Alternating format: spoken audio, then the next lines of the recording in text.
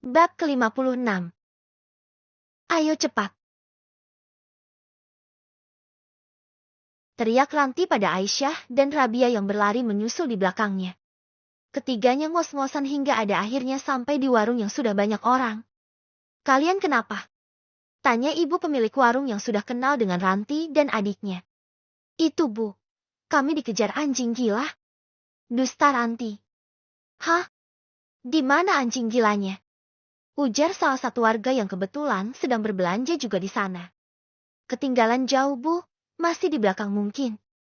Sambung Ranti membuat para ibu-ibu di sana ketakutan lalu memanggil anak-anak mereka untuk tak bermain di luar. Lalu Ranti pun mengambil belanjaan yang dia titipkan tadi setelah itu segera mengajak Aisyah dan Rabia pulang kembali ke pondok kebunnya. Nanti kalau ibu bertanya kenapa Kak Aisyah balik lagi bilang saja kalau kakak berubah pikiran ya. Aisyah mengangguk. Kita istirahat di sini dulu. Ketiganya berhenti di bawah pohon besar yang daunnya sangat lebat. Di atas bukit kecil yang mereka lewati, angin sepoi-sepoi berhembus. Kak Aisyah tahu siapa pria tadi? Tahu.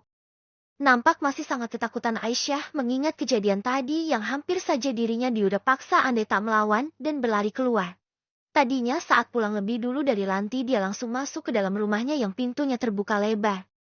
Mengira bapaknya sudah pasti ada di dalam jika pintu terbuka seperti biasanya. Namun wanita itu sangat terkejut karena yang ada di dalam rumah itu adalah majikan bapaknya yang juga adalah pemilik dari rumah yang ditinggali itu. Dulu pria itu tidak sudi meliriknya jika datang karena keadaan Aisyah yang lusuh dan tentunya berbau tak sedap. Tapi tadi saat melihatnya lagi majikan bapaknya tersebut terpesona padanya dan berniat melecehkannya. Juragan Sapar memang jika datang pasti sesuka hati karena rumah itu adalah miliknya. Dan jika datang pasti masuk ke dalam dengan menggunakan sepatu karena jijik dengan lantai rumah yang sudah menghitam. Juragan Sapar. Itu adalah namanya dan orang itu adalah majikan bapak. Paling kaya di perkampungan. Sawahnya luas dan kebun Nua juga demikian. Oh, juragan rupanya. Pantas dia sikapnya seperti itu. Merasa berkuasa makanya semena-mena pada orang yang lemah. Aisyah hanya mengangguk. Ranti kemudian mengajak keduanya untuk melanjutkan perjalanan pulang. Kak, nanti malam kita jetikan ke pasar malam. Tanya Rabia sambil berjalan di belakang kakaknya. Aisyah di urutan paling belakang. Di atas kepala ketiganya membawa barang belanjaan yang tadi dibeli di warung. Iya, tapi kalau dapat izin dari bapak. Apalagi malam hari dan jalan ke sana cukup jauh. Kan bisa minta bapak temani kita kak. Jangan deh, kasihan bapak. Pasti capek sedari pagi hanya istirahat sebentar lalu bekerja lagi. Mana di bawah terik matahari. Bapak dan ibu harus istirahat kalau malam. Jadi kita akan pergi bertiga saja dengan Kak Aisyah jika memang diberikan izin. Rabia mengangguk. Memang Pak Sugeng dan Ibu Ika jika pagi setelah sarapan jam 7 sudah pasti bekerja di kebun dekat rumah. Membersihkan rumput, menanam sayuran, jagung, kacang dan juga memanen kelapa yang berjejeran di ujung kebun. Belum lagi harus memetik buah kopi. Jika Rabia dan Ranti mau membantu pasti dilarang dan keduanya hanya diperbolehkan memasak saja untuk mereka berlima. Rasa kasihan kadang mendera melihat orang tuanya yang sebelumnya saat mereka masih tinggal di kontrakan dan tidak susah payah bekerja seperti sekarang ini. Andaikan dia dulu tak nekat mengajak Bima di hadapan Elix, tentu pria itu tak akan datang ke kontrakannya dan membuat Pak Sugeng membawanya pergi dari sana guna menjauhi Elix dan juga Bima dari kehidupan Ranti. Sampai di pondok, Pak Sugeng dan Ibu Ika tak curiga dengan Aisyah yang katanya ingin pulang tapi malah kembali lagi bersama dengan Ranti dan Rabia. Dan saat Ranti izin malam nanti mau ke kampung melihat pasar malam, Pak Sugeng mengizinkan dengan catatan mereka boleh pergi setelah sholat maghrib dan sudah harus ada di pondok lagi jam 9 malam. Plak-plak. Tamparan berulang kali mendarat di pipi Pak Hasan yang tak mengerti kenapa majikannya tiba-tiba saja memukulnya setelah pulang. Pria parubaya yang akan pamit setelah pekerjaannya telah selesai malah dapat tamparan. Bukan hanya itu, saat tubuhnya terhuyung ke belakang pria bercambang itu menendang tubuhnya sehingga terkapar telentang di lantai keramik. Beberapa pekerja yang lainnya menunduk ketakutan dan tak berani untuk menolongnya meski mereka sebenarnya kasihan pada pria yang sudah tua itu. Juragan, maaf kenapa saya dipukul. Pak Hasan mencoba berdiri. Tapi lagi-lagi tendangan dari pria bercambang yang tak lain adalah Juragan Sapar itu kembali mengenai dadanya. Pak Hasan terbatuk-batuk dan merasakan dadanya sangat sakit. Putrimu tadi telah berani menolakku, dan yang buatku semakin marah seorang wanita muda mencoba membelanya. Dia melawanku dengan berani, bahkan kurang ajarnya dia meludahiku. Pasti dia adalah anak dari temanmu itu kan? Yang pernah kau tampung di rumahku itu, ha? Pak Hasan terkejut mendengar itu karena sudah pasti Ranti yang dimaksud oleh majikannya itu. Juragan, apakah Aisyah? Masih bertanya, sudah pasti kamu tahu apa yang kuinginkan darinya. Harusnya dia itu bangga karena bisa kulirik, dia kan gila. Pak Hasan mengepalkan tangannya. Namun dia tak mungkin melawan karena jika itu dilakukannya, sudah pasti dirinya akan babak belur atau bisa juga mati mengenaskan di tempat itu. Secara di sekitar rumah mewah Juragan Sapar ada banyak anak buahnya. Pergi dari sini. Dan ingat ini. Katakan pada putrimu untuk menyambutku malam nanti. Jika sampai tak kau lakukan maka siap-siap pergi dari rumahku dan kau tak akan kuperjakan lagi. Satu lagi. Hidupmu dan putrimu akan habis di tanganku jika mencoba kabur atau menolakku.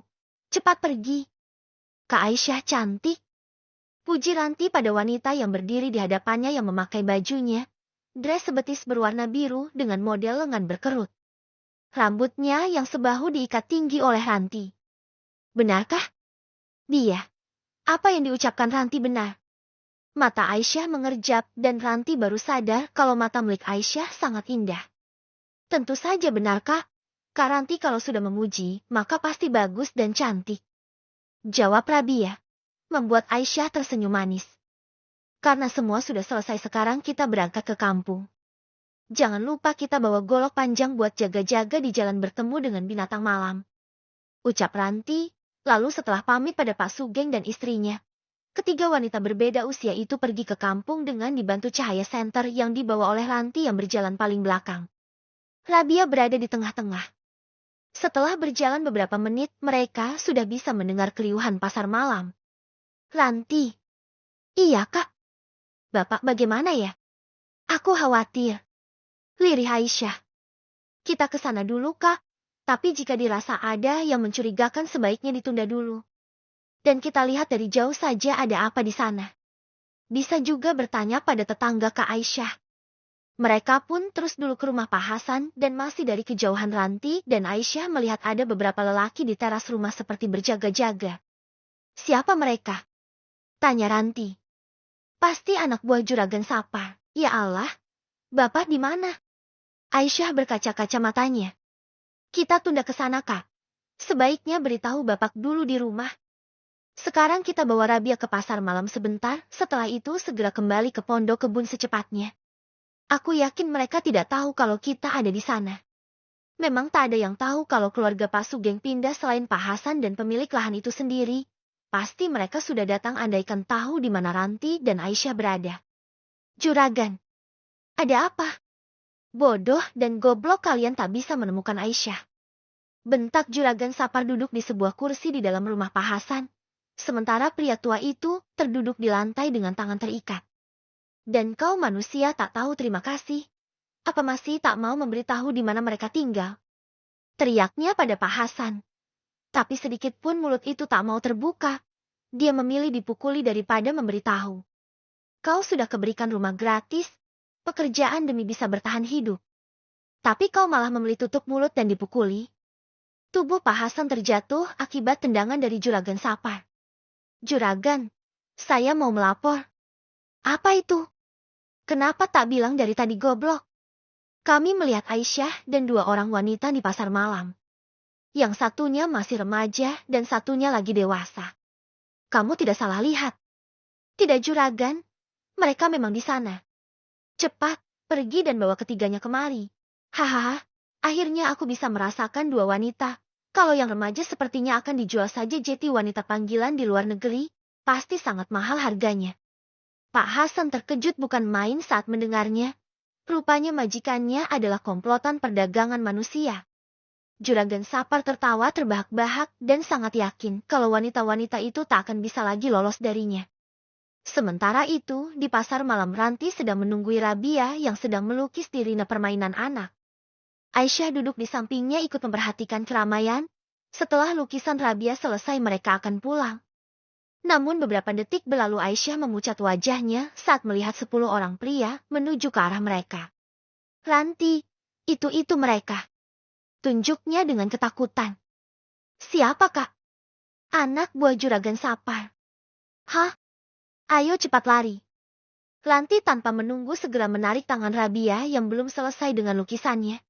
Diikuti oleh Aisyah. Melihat orang yang mau ditangkap, sudah kabur para anak buah juragan Sapar mengejar ketiganya dengan cepat. Ranti yang memegang tangan adiknya berlari tanpa peduli lagi dengan sandalnya yang tertinggal, hingga dia pun melepas semuanya dan berlari dengan tanpa menggunakan alas kaki menahan sakit akibat batu-batu yang dia injak. Tiba di jalan yang sudah akan masuk ke arah setapak di mana jalan pondok mengarah, Ranti yang berlari tidak lagi menggunakan senter seketika terbentur sesuatu yang dirasa adalah tubuh manusia. Aduh!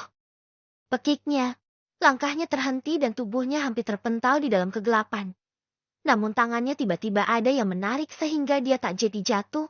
Menariknya seperti bersandar di sebidang dada kekar, Ranti mengendus-endus dan mencium bau maskulin yang aromanya familiar. Rabia yang dia pegang sudah terlepas. Aisyah sendiri juga berhenti tak jauh darinya saat mendengar pekikan Ranti. Siapa? Kata Ranti dengan dada berdebar kencang. Rantiku. Duar. Tidak mengekin. Suara Ranti bergetar saat mendengar suara itu. Apanya yang tidak mungkin ini? Hem. Anak buah juragan Sapar sampai juga di tempat itu dan lampu senter mereka menyorot ke arah Ranti. Wanita itu langsung syok saat itu juga saat melihat jelas pemilik suara yang sedang memegang pinggangnya itu. Lebih menakutkan dari juragan Sapar dan anak buahnya.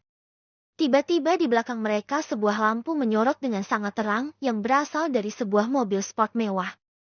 Tidak, tidak. Pria tampan berkuncir itu tersenyum lebar. Dia sejenak menoleh pada pria yang ada di balik kemudi dan berkata, Lihat, mudah kan aku menemukan adik iparmu kak?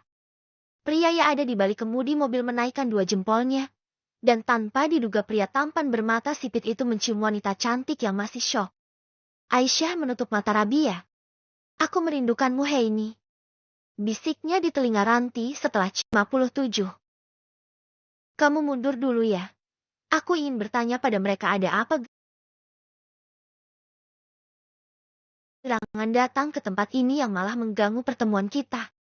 Bisik Elix pada Ranti yang diam dan masih tak percaya dengan penglihatannya. Bagai mimpi saja pria itu ada di hadapannya. Bahkan saat tubuhnya diangkat oleh pria tampan yang tak lain adalah Alexander ke samping Rabia. Wanita cantik itu masih syok dengan kedatangan Elix di tempat yang sangat jauh dari kotanya dulu. Bagaimana caranya? Dia bisa sampai di tempat yang sangat terpencil ini. Pria itu nyatanya bisa sampai kemari. Sama sekali tak bisa kupercaya. Batin Ranti dalam hatinya. Elix sendiri menatap satu persatu para anak buah juragan Sapar dengan tatapan yang dingin. Siapa kau? Minggir. Kami harus menangkap ketiga wanita itu. Jika tak mau berurusan dengan kami semua sebaiknya kau dan temanmu itu minggir. Teriak dari salah satunya sambil berkacak pinggang di hadapan Elix. Ada golok panjang yang tersampir di pundaknya. Dan mereka semua memang membawa benda tajam. Kampung itu memang terkenal dengan orang-orang juragan Sapar yang sangat ditakuti oleh orang dari luar. Mereka tak segan memukul bahkan melukai karena juragan Sapar. Majikan mereka terkenal kebal hukum. Polisi saja dulu pernah ada dihabisi olehnya hanya karena hutang piutang. Anak buahnya juga hampir semua ada jawara kampung yang sengaja direkrut untuk bekerja padanya, sehingga orang akan berpikir berkali-kali jika harus berurusan dengan juragan Sapar. Kau ingin menangkap mereka bertiga? Yang salah satunya adalah wanitaku. Hahaha, sungguh lelucon yang tak masuk akal. Tawa Elix menggema di malam yang tadinya gelap gulita kini sudah jadi terang benderang tersorot lampu yang berasal dari mobil mewah Elix yang dikemudikan oleh Akbar. Kak, kok bisa Tuan Elix bisa ada di sini? Cek kakak hebat betul dia bisa mencium keberadaan kakak yang ribuan kilometer jauhnya. Bisik Rabia pada Ranti, namun kakaknya tak menjawab apa yang adiknya itu katakan. Apakah dia mantan suamimu? Tampan sekali. Aisyah menatap kagum pada Elix lalu kembali berkata. Harusnya kalian jangan bercerai, dia terlihat sangat mencintaimu. Bukan. Dia bukan mantan suamiku kak. Kata Ranti cepat yang masih tertuju pandangannya pada Elix yang kini telah dikelilingi oleh para anak buahnya Sapar. Aisyah memang tahu kalau Ranti dulunya pernah menikah dan sekarang menyandang status janda sama seperti dirinya. Bedanya saja dia sudah punya anak sedangkan Ranti belum. Mau minggir atau kau pulang tinggal nama? Bentak seorang lelaki pada Elix yang masih tenang meski telah dikepung oleh orang-orang yang ingin menangkap Ranti, Rabia, dan Aisyah. Aku tidak takut pada kalian semua. Sebelum kamu menyentuh wanitaku, kupastikan kalian langkahi mayatku dulu. Bergetar dada Ranti mendengar ucapan Elix. Sampai segitunya pria itu membelanya tidak peduli dengan bahaya yang sedang mengintainya. Banyak omong kau bangsat. Ayo libas dia.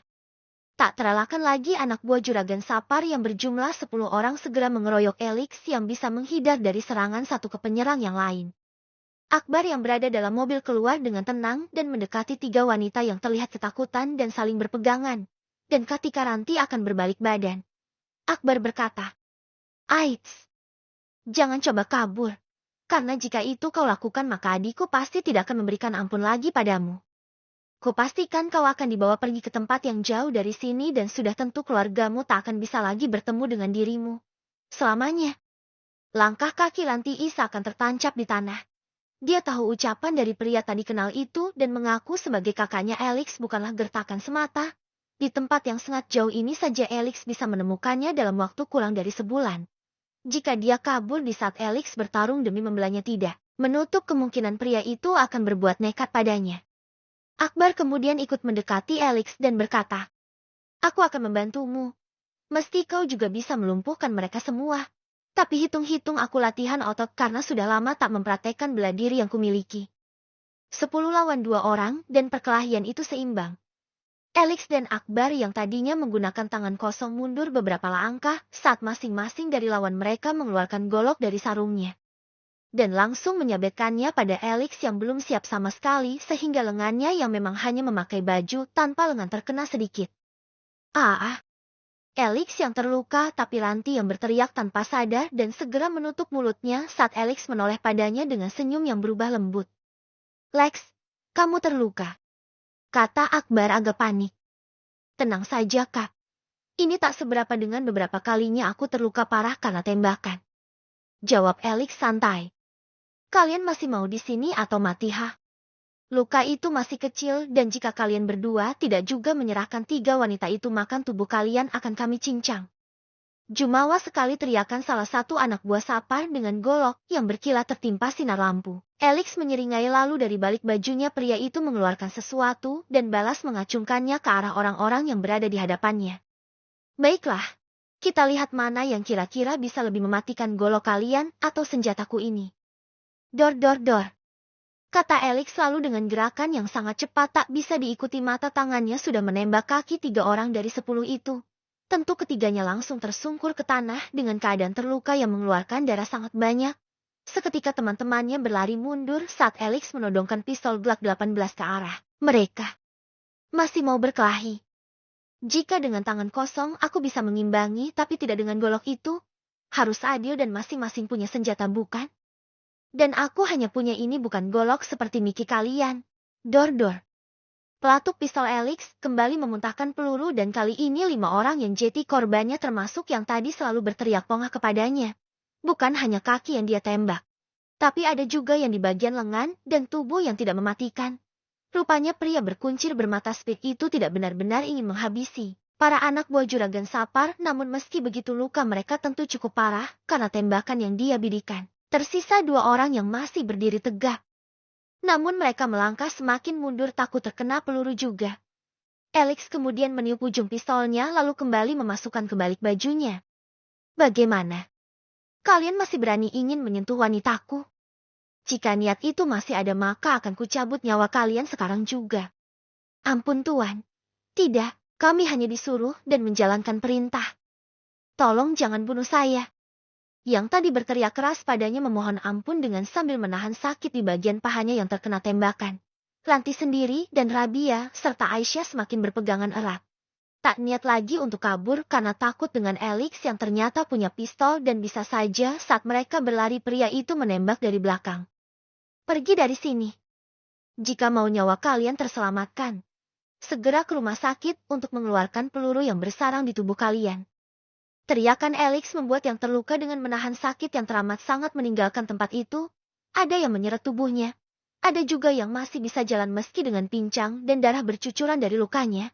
Beberapa dari mereka juga terpaksa ngesot untuk segera mencari bantuan untuk dibawa ke tenaga kesehatan agar segera ditolong dan nyawanya bisa diselamatkan. Alex berjalan mendekati Ranti yang semakin memegang erat tangan Rabia dan Aisyah. "Hei nih," panggilnya lembut. "Aku antar kamu pulang ya." "Boleh tuan, tapi jalan menuju pondok kami hanya setapak saja. Mobil tak akan bisa melewati." "Rabia," bentak Ranti mendengar ucapan adiknya yang menjawab ucapan Alex. "Oh begitu ya anak manis." Alex mengedipkan mata pada Rabia yang juga tersenyum padanya. "Tidak masalah. Aku bisa mengantar dengan menggunakan kaki," kata Alex. "Jangan, tidak usah. Kami bisa pulang sendiri." Ranti menyahuti ucapan Alex dan dia sama sekali tak mau melihat ke arah pria itu. "Tak ada penolakan. Aku akan tetap mengantarmu meski kamu tak mau. Apakah kau harus kugendong?" Rabia dan Aisyah bersamaan melepaskan tangan mereka dari Ranti dan mundur seakan memberikan kesempatan pada Alex membuat Ranti belingsatan kala Alex semakin mendekat padanya. "Bapakku akan marah jika tahu kamu ada di sini dan melihatmu bersamaku," gagap Ranti. "Aku tidak takut. Bukannya aku pernah bilang akan menundukkan siapapun juga yang menghalangi cintaku. Kalau perlu akan kubunuh orang itu jika masih menentang cintaku." Gemetar tubuh Ranti. "Jadi kamu mau kan kuantar?" Ranti tak menjawab. "Baiklah. Aku akan mengantarmu tanpa diketahui oleh bapakmu. Bagaimana?" Akhirnya Ranti mengangguk karena penolakannya tidak akan digubris oleh Alex.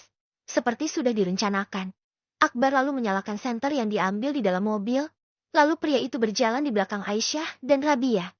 Alex sendiri berada di belakang bersama Ranti. Sebenarnya tadi wanita itu akan ke depan tapi tangannya langsung ditarik oleh Alex. "Jangan jauh-jauh dariku. Genggaman ini akan kulepas saat kita sudah tiba di tempat tinggalmu." Tak ada suara saat kelimanya berjalan. Senyum tak pernah lepas dari bibir Alex yang sesekali menoleh pada wanita di sampingnya. "Kenapa harus bersembunyi di sini? Tapi kamu lihat kan, aku masih bisa menemukanmu," bisiknya dengan berjalan. Ranti tak menggubris, dia tetap berjalan dengan tangannya yang dipegang oleh Alex. Hingga pada akhirnya Alex berdiri mematung dengan dia menahan Ranti untuk tetap bersamanya dan ketiga orang yang ada di depan mereka tetap berjalan tanpa tahu kalau Alex dan Ranti ketinggalan. "Lepas, kita harus menyusul mereka." "Tatap aku Ranti," bisik Alex. Sinar bulan memang masih remang namun mereka masih bisa saling melihat. Bagai kerbau dicucuk hidungnya Ranti mendongak menatap Alex. Dia tak berontak saat pria itu memegang pipinya. "Apa kau tahu betapa menyiksanya rindu yang kau tinggalkan padaku?" kata Alex dengan parau. "Tidurku tidak pernah nyenyak semenjak kau pergi. Aku sebenarnya sudah tahu sedari lama tempatmu ini, tapi kutahan untuk tak menemuimu agar kau juga bisa merasakan hal yang sama denganku." "Ranti, apakah kau juga rindu padaku?"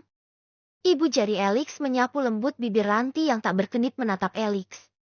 "Entah apa yang wanita cantik itu rasakan. Katakan padaku Ranti, kau..." Ucapan Alex menggantung dan pria itu seakan berhenti bernafas saat Ranti berjinjit lalu mencium pipi kanannya. Setelah itu berlari meninggalkannya mengejar Akbar, Aisyah dan Rabia yang masih bisa dilihat. "Dia..." Ranti menciumku. Apa itu artinya dia sudah menerimaku?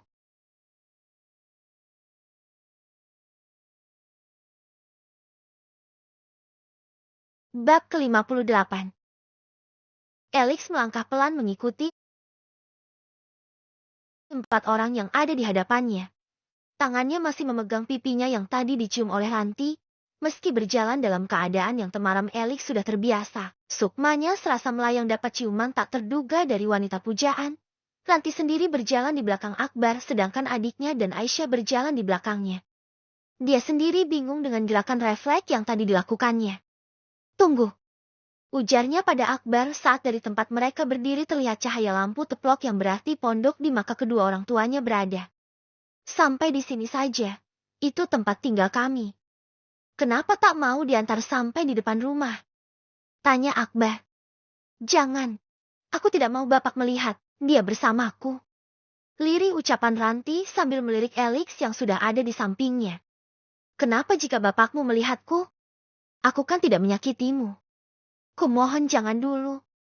Alex menarik nafas panjang dan dia hanya bisa mengganggu lemah saat mendapat isyarat dari Akbar. Baiklah. Ranti pun mengajak Aisyah dan Rabia melanjutkan langkah mereka. Ranti. Panggil Alex membuat wanita itu menoleh lagi. Aku mencintaimu. Ujar Alex menatap Ranti dengan lekat. Aisyah dan Rabia saling mencubit gemas. Tidak menjawab. Ranti balas menatap Alex dan untuk pertama kalinya setelah sekian lamanya dikejar secara ugal-ugalan oleh Alex, baru kali ini wanita cantik itu tersenyum kepadanya lalu kembali berbalik badan dan melanjutkan langkah kakinya. Kak, lihat. Dia tersenyum padaku. Menepuk pundak Akbar. Apa Ranti sudah membuka hatinya untukku? Iyakah? Alex kembali menatap ke arah Ranti dan kedua wanita yang bersamanya. Mereka telah sampai di depan pondok. Ayo kita pergi dari sini. Ajak Akbar. Tidak. Aku mau di sini saja. Tolak Alex. Mau ngapain? Di sini banyak nyamuk Lex. Ayo kita kembali ke mobil dan cari penginapan di desa terdekat. Tidak. Aku tak mau cari penginapan. Kita tidur di mobil saja dan cari masjid di perkampungan yang tadi. Baiklah. Terserah padamu saja. Kakak hanya bisa mengikuti kemauanmu.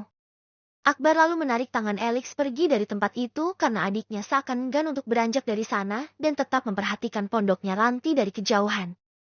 Malam itu, Ranti tak bisa memejamkan matanya. Begitu pula dengan Aisyah yang berbaring di sampingnya. Rabia sendiri sudah masuk ke alam mimpi di mana mereka bertiga tidur bersama dalam sebuah kamar yang dibuat oleh Pak Sugeng sendiri terbuat dari bambu yang dibelah-belah. Untuk bapak dan ibu Ranti sendiri mereka juga punya kamar di belakang dekat dengan dapur. Dia tidur telentang dengan mata menatap langit-langit pondok yang langsung bisa melihat ke atap daun nipah. Angin masuk melalui celah-celah dinding yang tak begitu rapat. Aku kenapa ya? Kenapa jantungku berdebar-debar jika mengingat Alex? Apa perasaan itu juga sudah bersemi? Tapi apakah bisa secepat ini? Ran. Aisyah memanggilnya. Iya. Kakak juga belum tidur? Ranti menoleh pada Aisyah yang terlihat gelisah. Aku memikirkan bapak. Pasti sekarang dia ditangkap oleh anak buahnya Juragan Sapar. Karena tak bisa menemukan kita, pasti bapak yang disiksa. Ranti menutup mulutnya dan baru ingat jika Pak Hasan masih di perkampungan. Astagfirullah. Ya Allah, aku baru ingat, Kak. Jadi kita harus bagaimana sekarang? Apa bapak dibangunkan untuk melihat keadaan Paman Hasan? Tidak, jangan Ranti. Paman Sugeng bisa ditangkap juga kalau datang ke sana. Lalu kita harus bagaimana, Kak? Jangan sampai Paman Hasan disakiti oleh mereka. Aisyah menangis. Dia juga tak tahu harus berbuat apa untuk menolong bapaknya. Tenang, Kak. Jangan ribut, nanti ibu dan bapak dengar tangisan kakak. Ujar Ranti menenangkan. Bapakku, Ran. Aku tak mau terjadi hal yang buruk padanya. Juragan Sapar itu kejam dan tak pandang bulu jika marah dan tak suka pada seseorang. Aku hanya punya bapak seorang, tak ada siapapun lagi. Jangan bilang begitu, Kak. Aku sekeluarga adalah saudara Kak Aisyah juga. Dan bukannya kakak juga punya anak. Jadi jangan bilang hanya Paman Hasan keluarga kakak. Aisyah menangis pilu dengan lirih. Ranti pun akhirnya berkata setelah berpikir matang. Kita kembali perkampungan untuk memastikan keadaan Paman Hasan. Jika memungkinkan kita bawa Paman kemari. Sekarang? Iya, Kak. Tapi malam sudah larut, Ren. Ini juga sedang gerimis. Bagaimana juga kalau Paman Sugeng tahu? Makanya kita keluar secara pelan saja dan jangan sampai ketahuan oleh Bapak. Lewat jendela itu saja kita keluar. Tapi aku bangunkan Rabia dulu agar dia tak kaget kalau tahu kita tak ada. Ranti kemudian membangunkan adiknya. Rabia awalnya merengek ingin ikut, tapi setelah dibujuk oleh Ranti akhirnya gadis remaja itu pun menurut saat disuruh mengunci jendela dari dalam saat Ranti dan Aisyah sudah berada di luar pondok. Hati-hati, Kak. Iya, kamu tidur lagi ya dan jangan berisik. Ujar Ranti, setelah segera mengajak Aisyah kembali ke perkampungan dengan mengendap-endap agar tak kedengaran oleh kedua orang tuanya. Senter baru dinyalakan saat mereka sudah agak jauh dari pondok. Jam berapa tadi, Ran? 11 lewat, Kak. Keduanya berpegangan tangan melewati tempat sepi itu, Takut pasti ada, apalagi suara burung hantu dan binatang malam lainnya terdengar di sekitar mereka yang berjalan. Apa kau masih mau menutup mulut dan tak ingin memberitahu di mana temanmu itu tinggal, ha? Teriak Juragan Sapar pada pahasan yang terikat dan sudah babak belur. Pria parubaya itu masih saja diam, sama sekali tak bergeming, meski pukulan dan tendangan menghujani seluruh tubuhnya. Jawab, bangsat. Kau mati, ha? Tendangan Juragan Sapar kembali menghantam perut pahasan yang sekeka muntah darah. Dan dia semakin marah saat salah satu anak buahnya yang tadi ditugaskan untuk menangkap Aisyah dan dua lainnya mengatakan jika ketiganya ditolong oleh dua orang lelaki tak dikenal. Bahkan 8 anak buahnya terkena tembakan dan kini dibawa ke rumah sakit di desa. Tambah marahlah Juragan Sapar. Kurang aja. Siapa mereka? Kenapa bisa ada di tempat ini? Maaf Juragan, saya juga tidak tahu karena baru kali ini melihat keduanya. Dua pria itu sepertinya bukan dari desa-desa di sekitar sini. Mereka juga menggunakan mobil yang sangat bagus. Juragan sendiri tidak punya mobil seperti itu. Senjata yang digunakan untuk menembak teman-teman juga baru kali ini saya lihat yang seperti itu.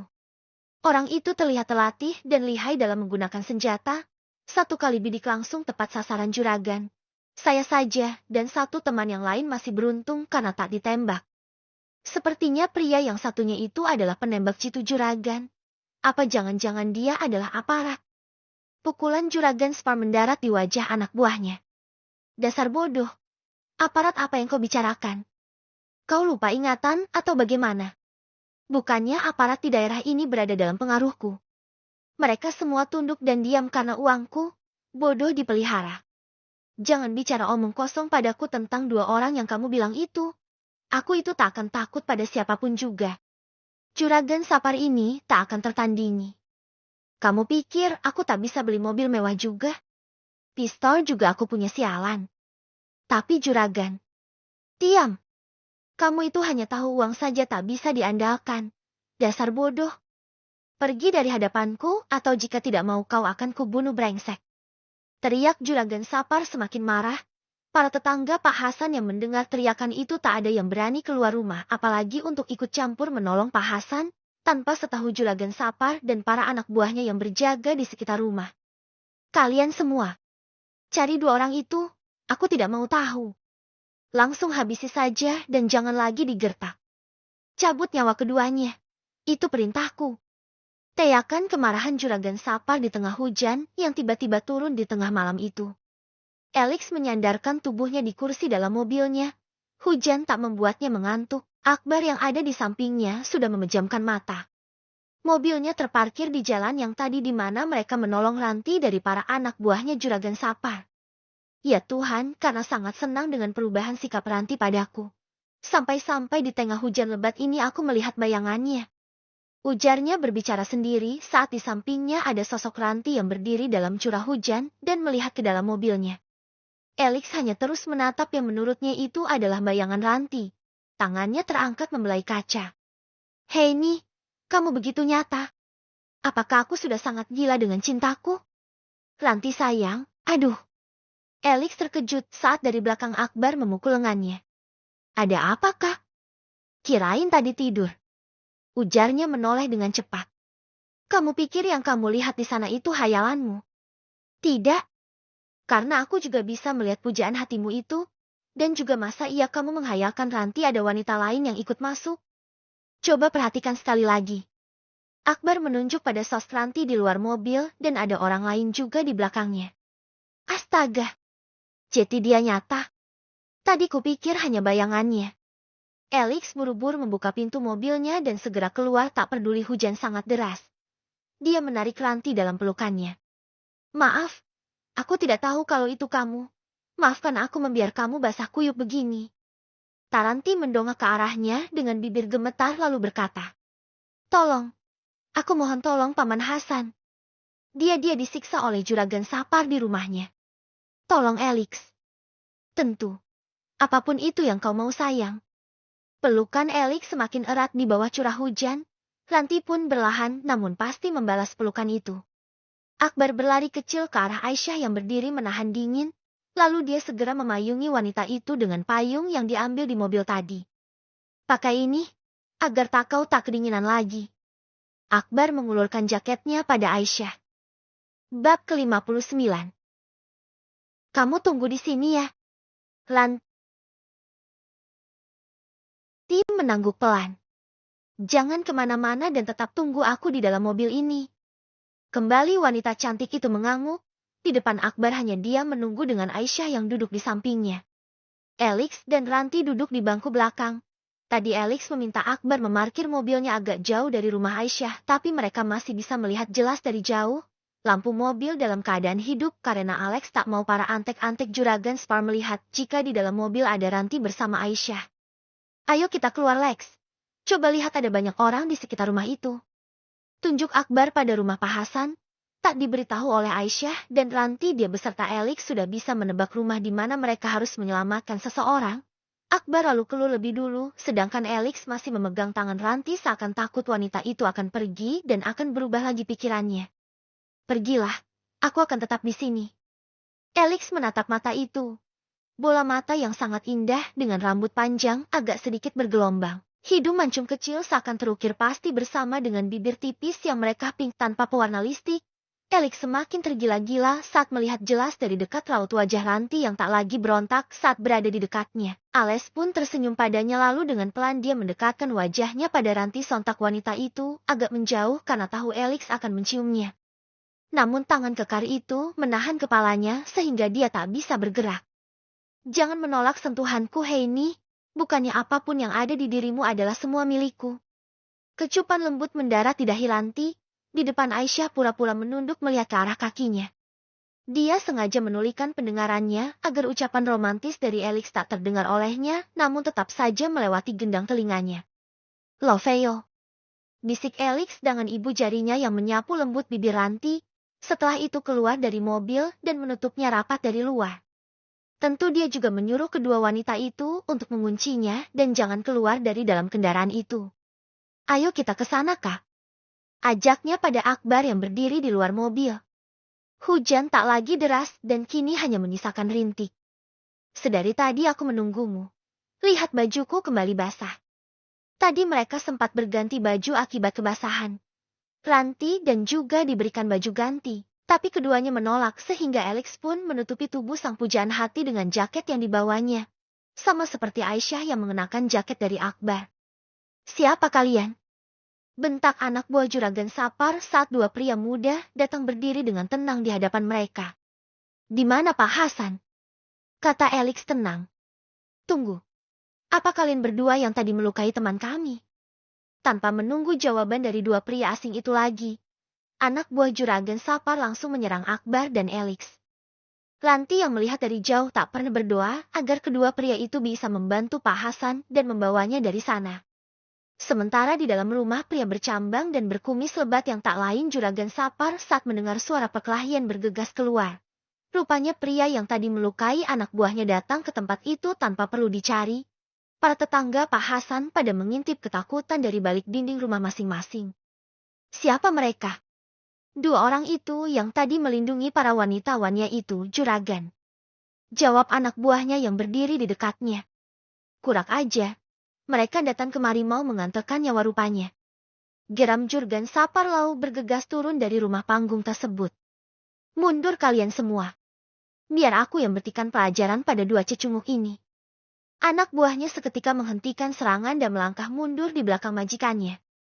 Alex tersenyum dingin. Oh jadi rupanya ini orang yang mau menangkap Rantiku. Nyalimu sangat besar orang tua. Gumannya membuat juragan Sapar marah disebut seperti itu. Kurang aja. Siapa yang tua bangsat? Hiya. Dengan cepat pria itu menyerang ke arah Alex yang hanya Debgan sedikit berkelit bisa menghindari tendangan dari juragan Sapar.